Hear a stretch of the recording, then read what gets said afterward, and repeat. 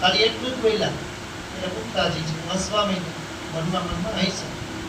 એટલે ભીમને બહુ દુઃખ લાગ્યું કે હું એટલો શક્તિશાળી ગદા યુદ્ધની અંદર મેં દુર્યોધનની જંગા તોડી નાખી અને દુર્યોધનને લોક અદાલતની અંદર કુરુક્ષેત્રના મેદાનની અંદર ઘાયલ કર્યો તો માત્ર એક જ ગદા એટલે મારા માતા આ બધું તો કેમ હિસ્સા. એટલે ભીમને દુઃખ થયું એટલે ભીમ પોતાની જગ્યાએથી ઊભા થઈ, જમતા જમતા ઊભા થઈ ગયા અને પોતે જવા તૈયાર ગયા, પાણી પીવા લાગ્યા અને ભૂખ તો વટાવી. ભીમ ખાવાનો બહુ શોખીન અને એનાથી તેનું શરીર હતું હૃષ્ટપુષ્ટ તંદુરસ્ત. એટલે માએ કીધું બેટા જમી લીધો?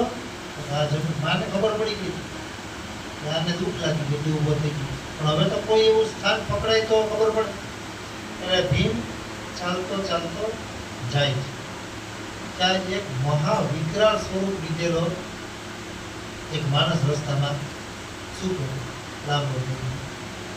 એટલે ભીમ ત્યાંથી નીકળતો હતો. ભીમે એની ધૂનમાં હતો કે મારે હવે મારા હું આ સૃષ્ટિ ઉપરનો હું સર્વશ્રેષ્ઠ શક્તિધારી છું એવું સાબિત કરવા માટે ભીમ વિચારમાં આવેલો જાય છે. એ મહાકાય માનવ જે રસ્તામાં સૂતો હતો ને એને જઈને કહે કે ભાઈ તું કે આ તારો પગ અહીંથી હટાવી દે. એટલે ભીમે કીધું કે તારો પગ હટાવી દે. મહાકાય માનવ એમ કીધું તારામાં પ્રેવડવું મને હું આ પગ હટાવીશ નહીં. એટલે ભીમે તરત જ પોતાના હાથમાં એક મોટી બધી પથ્થરની શિલા લીધી. ભીમ તો બાળ શક્તિશાળી હતો. મોટી બધી શિલા લઈ અને એણીએ એ ઋષિવર ઉપર ફેંકી એટલે કીધું ઋષિવરે હે કાકરી ચાલો કરી. કેવડો મોટી પથ્થરની શિલા, કેટલા હાથીઓનું બળ હતું ભીમની અંદર અને એની ઉપાડેલી શિલા એને સ્થાપિત કરી એને મારી તો કાકરી ચાલો કરી.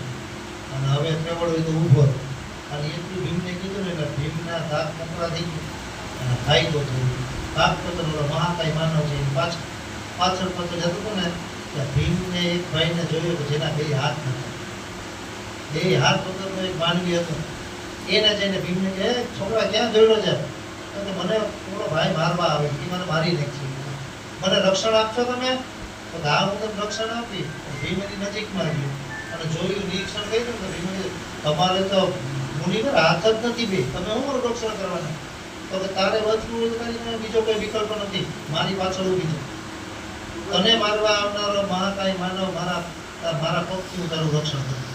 મારા પગને ક્રોસ કરી દે ને તો એ તારે સુધી પહોંચે. એટલે ભીમ છે એ મૃત્યુના ભયથી શરણાગત બનેલો ભીમ છે એ મુનિવર પાછળ ઊભી જાય છે. એટલે ઓલો મહાકાય માનવ ત્યાં પહોંચી અને કહે